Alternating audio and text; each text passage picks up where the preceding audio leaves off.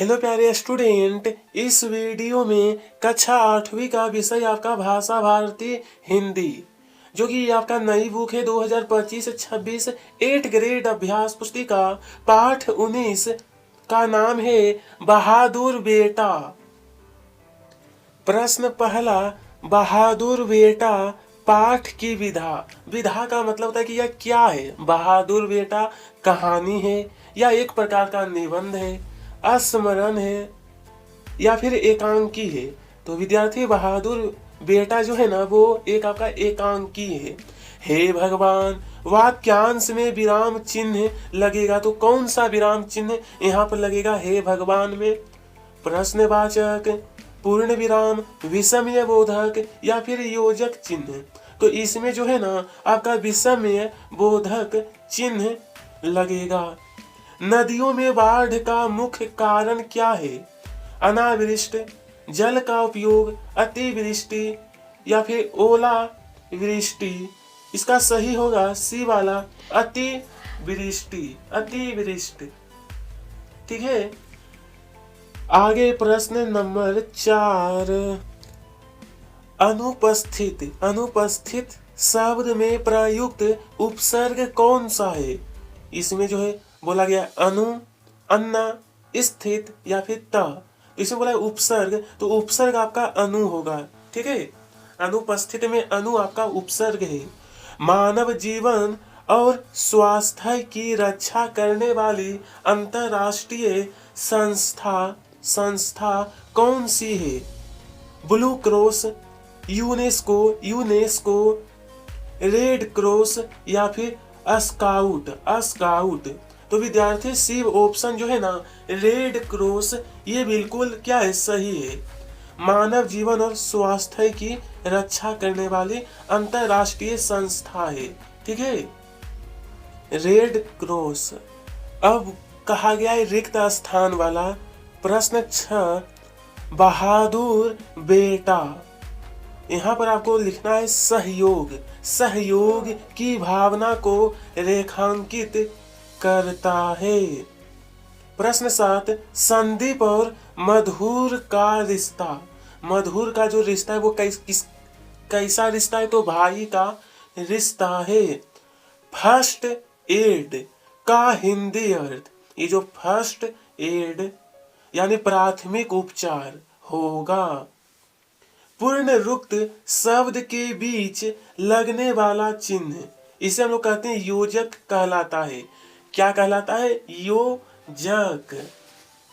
आगे आहट, प्रत्यय लगकर बनने वाला शब्द जो होगा ना वो आपका करवाहट है, ठीक है।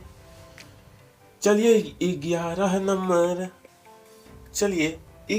नंबर, नाक शब्द का प्रयोग कर एक मुहावरा बनाइए तथा उसका अर्थ भी लिखिए। उसका अर्थ, तो देखिए सबसे पहले मुहावरा होगा नाक में दम करना, और इसका अर्थ होता है परेशान करना। बेटा के 2 पर्यायवाची लिखिए। कितना? 2 पर्यायवाची लिखिए। पहला होगा पुत्र और औलाद, ठीक है। चलिए 11 नंबर आपका पूरा हो गया, 12 नंबर भी हो गया। अब 13 नंबर, रेड क्रॉस के सदस्यों को कैसे पहचाना जा सकता है? रेड क्रॉस के सदस्यों को उनकी ड्रेस तथा उनके लाल क्रॉस के निशान से पहचाना जा सकता है। यहाँ पर फिर कहा है कि काम करने को तो यहाँ भी बहुत है, चाहो तो तुम घर पर जाकर चंदा इकट्ठा कर सकते हो। यह किसने किससे कहा? इसका उत्तर रहेगा मधुर ने कुलदीप से। मधुर ने कुलदीप से कहा। नेक्स्ट, अगला चलिए, लघुतरीय प्राकृतिक आपदाएं किन्हें कहते हैं? किन्हें 4 आपदाओं के नाम लिखे। कितने? तो 4 आपदाओं के। प्राकृतिक आपदाएं वे घटनाएं हैं जो प्रकृति में अचानक होती है और व्यापक रूप से नुकसान पहुंचाती है।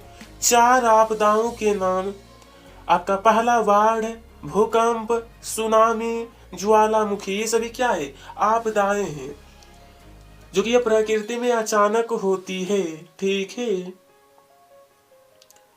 मैं नदी के पास क्यों जाऊंगा? मैं नदी के पास क्यों जाऊंगा? वह तो खुद ही हमारे पास आ गई। इसका आशय लिखिए। आशय का मतलब होता है कि इसका अर्थ। इस प्रश्न का उत्तर कुलदीप ने ऐसा इसलिए कहा क्योंकि नदी में बाढ़ आ गई थी। बाढ़ के कारण नदी का पानी गांव में घुस गया, इसलिए ऐसा कहा गया। प्रश्न नंबर 17 में कहा है, आपदाग्रस्त लोगों की मदद के लिए क्या करना चाहिए?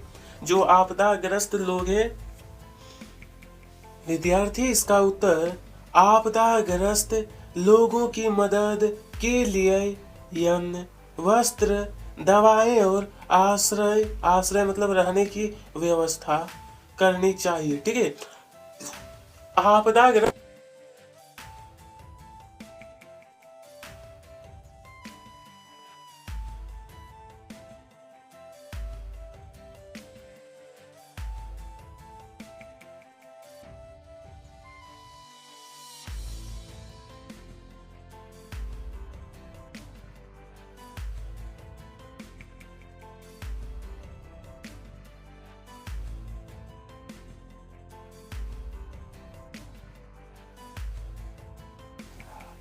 18 नंबर का उत्तर है, परिस्थितियों में भी हिम्मत नहीं हारी और बाढ़ पीड़ितों की मदद करने का साहसिक निर्णय लिया।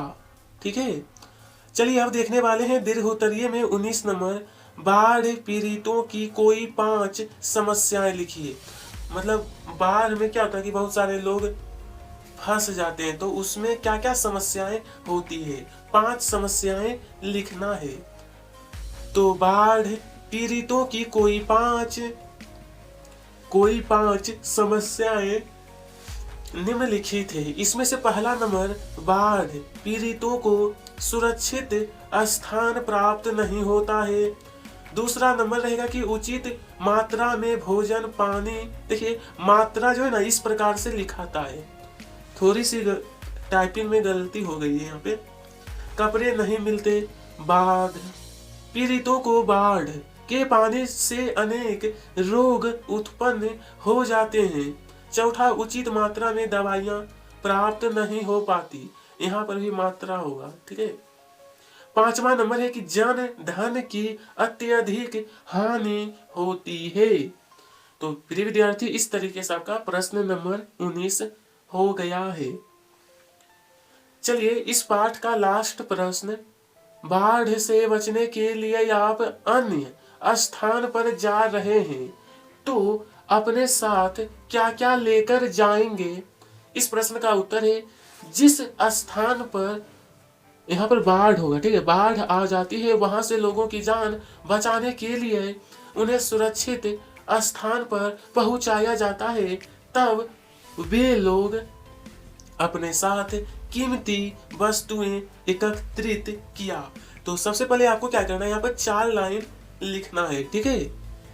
4 लाइन अच्छी प्रकार से लिखिएगा, उसके बाद फिर ज्यादा नहीं 4 लाइन और मैं आपको बताने वाला हूँ। ठीक है। हाँ, यहाँ तक आपको बता दिया हूँ कि एकत्रित किया हुआ धन खाने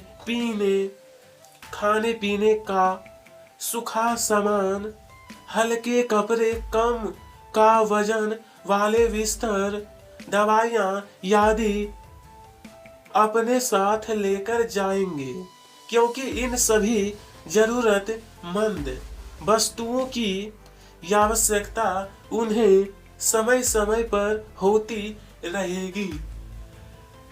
ठीक है। इस तरीके से आपका ये प्रश्न नंबर 19 पूरा हो गया। सॉरी, यह तो पाठ नंबर 20 भी पूरा हो गया है ना। अगला कौन सा पाठ चाहिए आप हमें कमेंट बॉक्स में जरूर बता दीजिएगा। और वीडियो पसंद आई तो वीडियो को लाइक करिएगा और चैनल को सब्सक्राइब। आप सभी को तहे दिल से धन्यवाद।